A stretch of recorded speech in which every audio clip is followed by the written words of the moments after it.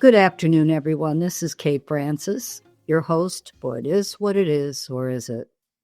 Our topic today is divorce and children under 18. Great topic for a marriage and family therapist because I've spent a lot of hours with families going through divorce. Some have been really good and others have been horrific. And this is why it's important because the impact on children, people do not realize how serious it can be if it's not handled right. Children can get tremendous anxiety attacks, become very stressed or depressed. They also can have lower academic performance that decreases while this divorce is happening. Even straight A students can drop. And children that were already having some problems in school, then that increases.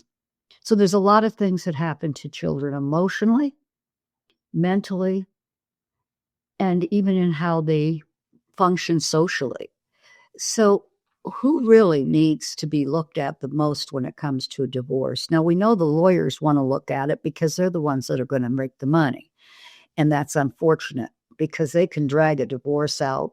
I've seen it over and over where, it's just those billable hours are just going up and up. But what should we really target when we first decide to divorce? And I'm talking about only first marriages divorcing, which is 61%, which is a high percentage. And of course, divorces just keep increasing as we go through the years, and they've been increasing more and more. And will probably stay on the increase, unfortunately, because there's all kinds of divorce when you come to maybe the husband or the wife had been married before and they divorced, and then they bring two families together, which we refer to in our field as a blended family, which that has another set of, I don't even know if we can do that podcast, if I can give you any insight to that today. That is a subject unto itself. But today we're going to focus on first marriages that have gotten a divorce. And as we all know, some divorces are cooperative with one another. Some are, they have their moments, and others are awful. What has to be the main focus for a couple when they decide they're going to have a divorce? The first thing is they need to talk about their intention. And that doesn't need to be in front of the children if they're just now considering it. That should be something that if there's any doubt, why bring it up in front of them? And especially to bring a child into it. I remember a girl, 12 years old, that the mother sat her down and said, I'm going to divorce your father. Who do you want to live with? And it was put just in that way. And I said, neither of you. My reasoning, even at 12, was I didn't want to choose. And that's a pretty normal feeling for a kid. I said, I'll go with my aunt. And I didn't hear anything more. And they didn't get a divorce. So all that was for naught. They were married for over 40-some years before my father passed. So, and I couldn't tell you details. It doesn't matter because everybody's different in why they want their divorce. But I do want to tell you one thing right from the top. I cannot tell you how many men who got a divorce ended up in therapy with me. Some had remarried, some had not. But a big percentage of them have said they wish they had stayed with the first wife. And why is that? Because problems come with everyone. And you know what you're living with if you're with that first person. You know what's going on there. So the priority, if you're even considering divorce, is putting your children first. If your children are 18 or below, that impact can make the difference of how they become adult and how they mature and how they really visualize and think about what a relationship should look like. But what they're saying, if it's not good, is what relationships aren't good. or they're not good. And they pick up different nuances and different things that they start to begin feeling very, very upset and very confused.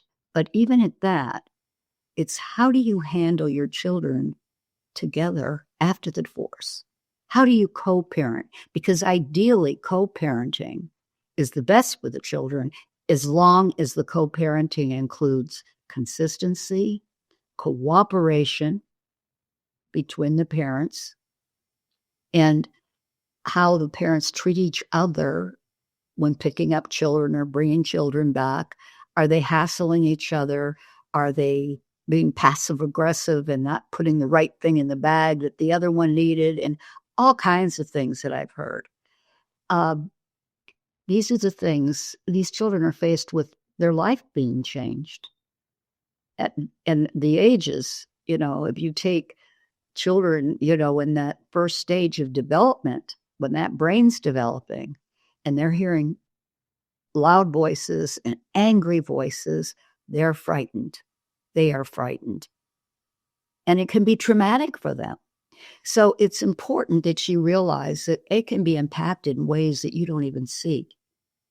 And if they had behavioral issues before you did the divorce, you can trust that they're probably going to act out even worse.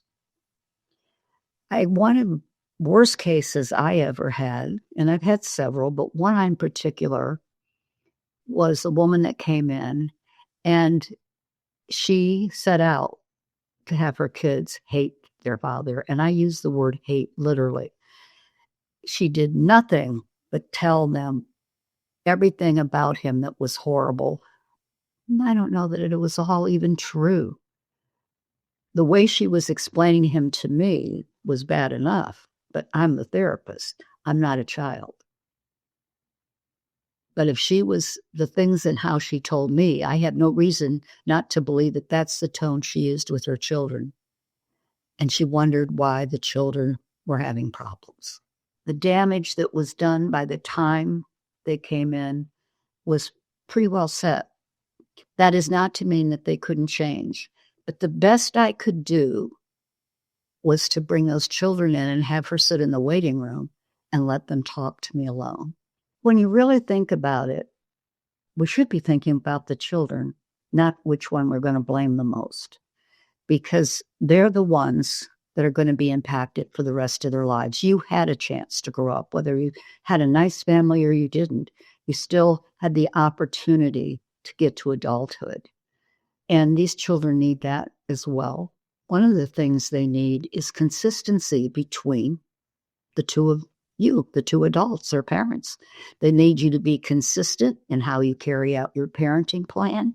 They need to see you smile at one another when you drop your child off or however you've worked out the visiting plan. They need to see conversation that is calm between you. They don't need to see arguments in the driveway as you're switching child or children. They don't need to hear angry voices yelling. They don't need any of this stuff. It's your decision to divorce. It's your divorce. It's not theirs.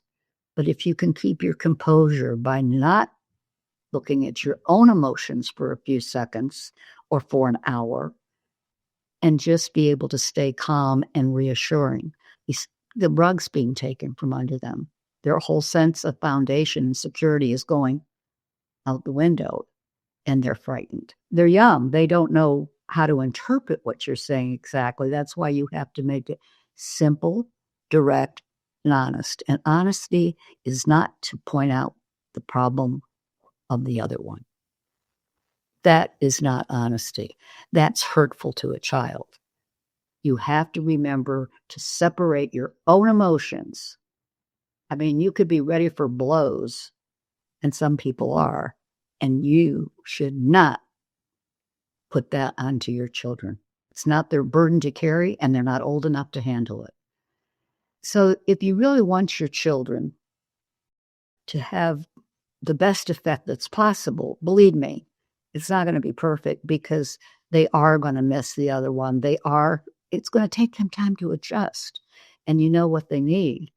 They're going to just according to what the two of you do and not do, how you communicate with each other or don't communicate with each other. That's what's going to help them adapt and adjust to the situation. When you set up your parenting plan, make sure you've been honest enough to know whether you can keep that plan in a consistent way. There also has to be boundaries. Now, I could do probably a 3-hour session, workshop on the necessity of boundaries in a family.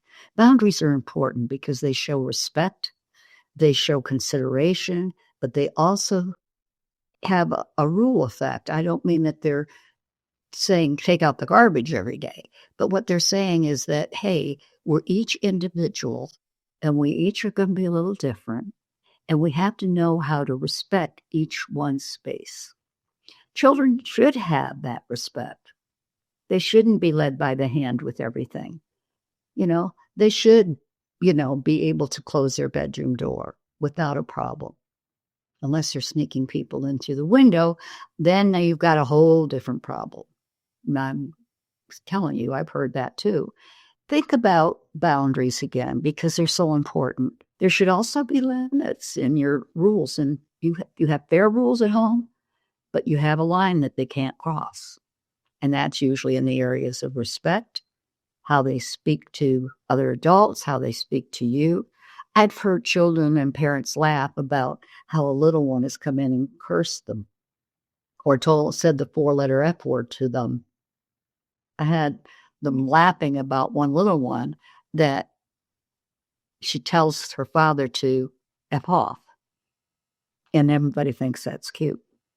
Well, it's not going to be so cute when she goes into school or she goes somewhere else and she goes to the principal's office because she thinks, well, if mom and dad says it's okay, it must be okay. I'm giving you things that just are starkly, may never happen in your household. But we don't know. Sometimes we overprotect them to the point that it's all about them. And then they get to an age where it's got to be about them, or they're going to really have a fit or an emotional breakdown, as they call it.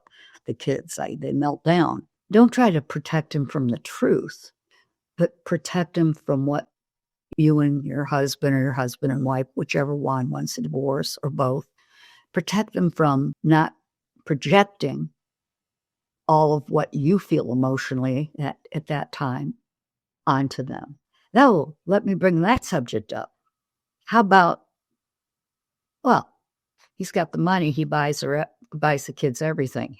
It's easy for him to be good. He doesn't have them all day long. So he's always there. He's nice. Or, oh yeah, mom cuddles you and mom makes sure that you've got this and that and what have you. I can't do the same thing. I've gone from a house to maybe a 1-bedroom studio. Whatever the money's provided for, whatever.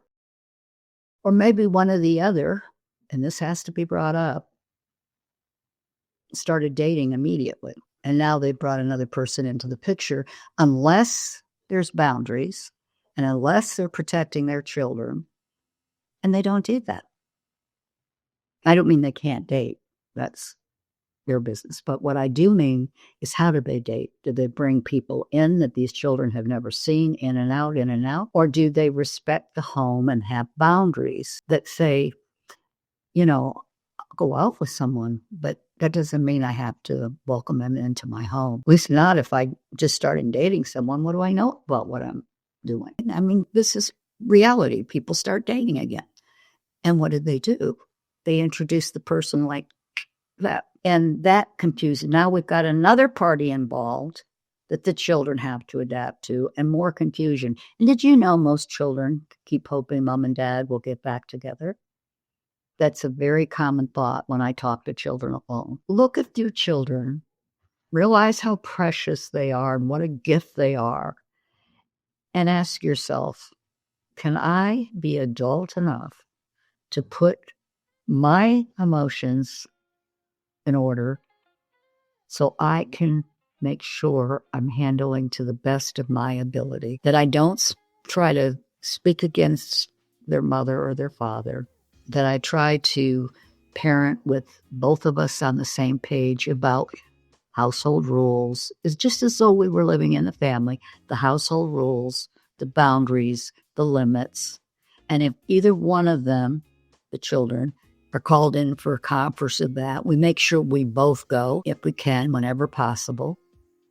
And we learn to be civil with one another. I didn't even say you have to be pleasant, just be civil, be kind, and recognize that this is the father of your child or this is the mother of your child. And those children deserve to keep a strong foundation and feel secure and safe and loved and protected. If you can make them feel that during a divorce, it's going to work out okay. They'll adapt. You know, in the older times, people joined for dinner at the same table every night. Now, somebody's eating in their bedroom, someone's scrolling over here, or if they're at the table, they're all scrolling together or have their iPads there, and there's no conversation. And that used to be the time parents could learn a lot about their children. But for today, I'm so glad we brought this subject up because it's important. And when you think 67%, we're talking to a big audience, aren't we? So God bless. Have a wonderful week. And remember, keep your faith. Never give up hope. And know when to let go. And if you're letting go of a marriage, put your children first. Thank you.